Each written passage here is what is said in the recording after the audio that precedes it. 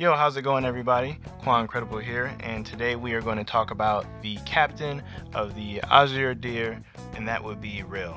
Now, I can't say his last name. Don't hate me for not being able to say his last name. I can try. If you guys just want to hear Boismortier,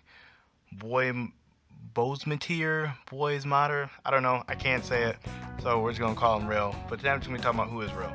I'm just gonna be breaking down, I guess, a little bit of his backstory or background, as well as his abilities, my overall opinions on him, stuff along those lines. I'll also give some predictions I have for him in the future. For my animes only, don't worry, this is spoiler free, but for my manga fans, some of these theories I think you guys will be interested to hear too. So enough of the talking and into the video. So as we all know, Rill at the start of the series is 19. He's the youngest captain in history of the Magic Knights, and the squad that he's captain of would be the Azure Deer. Now, before this, 4 years before the start of the series, when he was 15, as you guys know, 15 is the age that you get your grimoire. Now, but when Rill received his, it was, I guess, kind of problematic. Rill being an artist, he loves to create, he likes to paint, he just likes to, I guess, from lack of a better word, get his vision out there. And his magic being painting magic, you would think at face value this would be amazing for an artist. Like, that's the ideal magic that an artist would want. You can display whatever you want, I guess, actively, like out in the open world, not limited to just a canvas.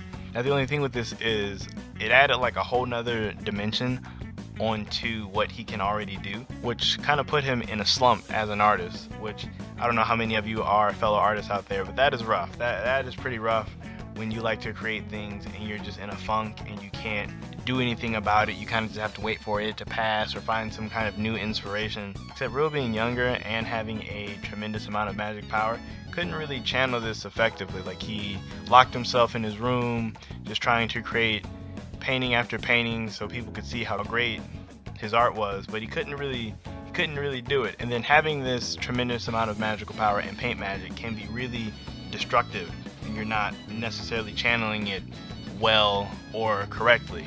Like, as we've seen in his room, he's literally like destroying it. He's blowing through the walls, just not even trying. This all changed once Walter finally broke in there, or I guess not broke in, he kind of just walked in. And he kind of got Rill to come to his senses by slapping him, which, side note, I think he totally needed. Now, Rill is from a noble family, which means that he's kind of spoiled, and it definitely shows in his character. Like, he's very childish, very immature, doesn't necessarily think things through. It definitely shows that he was brought up as a, for lack of a better term, sheltered, royal rich kid. I mean, none of this takes away from his overall character. I still like Rill a lot, but back to the main point. Walter being the one to get him out of his rut by telling him that he can essentially achieve greater heights or create a better masterpiece, possibly on the battlefield. Thus, I guess, kind of prompting him to join the Magic Knights.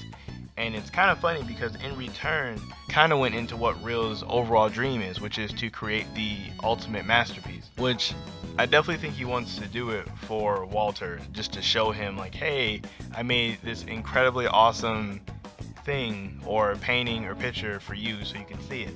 And honestly, even the way he goes about it, I think him and Luck are really similar in terms of that.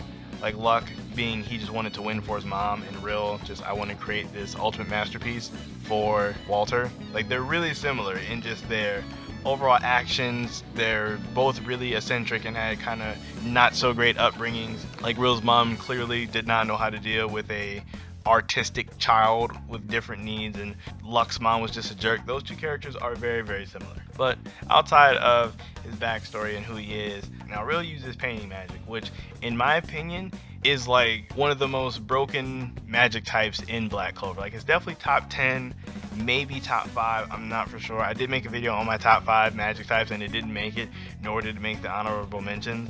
But honestly, the more that I think about it, it honestly could. Like, painting magic is literally only up to the imagination of the user or to Rill. He could literally create anything. And this could go farther than just painting like water to cancel out a fire element. Like he can create creatures. He could even create places. He could even copy other types of magic as far as like spatial magic. Like, could he possibly draw a portal and then he'd be able to use that kind of like spatial magic? Or could he even copy, say, spirit magic? If he's seen salamander, could he recreate his own salamander and then I guess use that? Like, the sky is honestly the limits with painting magic. You can do anything you wanted. It definitely makes up for a lot of Rill's shortcomings as a fighter, because in Black Clover, in terms of fights, very different from a lot of other shows. It's not necessarily who's stronger. Like, matchups play a bigger role in Black Clover than a lot of other shows do. It's not necessarily like Dragon Ball Z and like, oh, just because I have more power than you, I just win. Or Fairy Tail, I have more friends than you, so I win. It's definitely, matchups are super important. You could be significantly stronger than somebody and they can just have a hard counter to you and you just can't do anything about it, which works out extremely well for painting magic, just because it literally gives you the ability to create these hard counters to other people. Now, without going into spoilers, weaknesses that I think Rill has, the main one that I think is that since his, I guess, ability or power is more or less based on his own imagination, if you can, I guess, exceed whatever his imagination can create, which I know sounds extremely abstract, but if you can do this, then he really wouldn't be able to do much. Or if you can find a way to, I guess, block his concentration in terms of creating pictures or paintings, then he would kind of be at a loss on that one too. And then of course, if you can get in close, then obviously you could definitely win. Rill is not an up-close fighter by any means. Definitely sitting back and painting stuff is where he shines, not being on the front lines like how Yami or Asta would probably fight. I think it's also worth noting at this time that he looks up to Yami a lot. Honestly, I feel like he looks up to a lot of the other captains. Like when we see when they're all in the room, kind of somber over Fagolion's, I guess, defeat.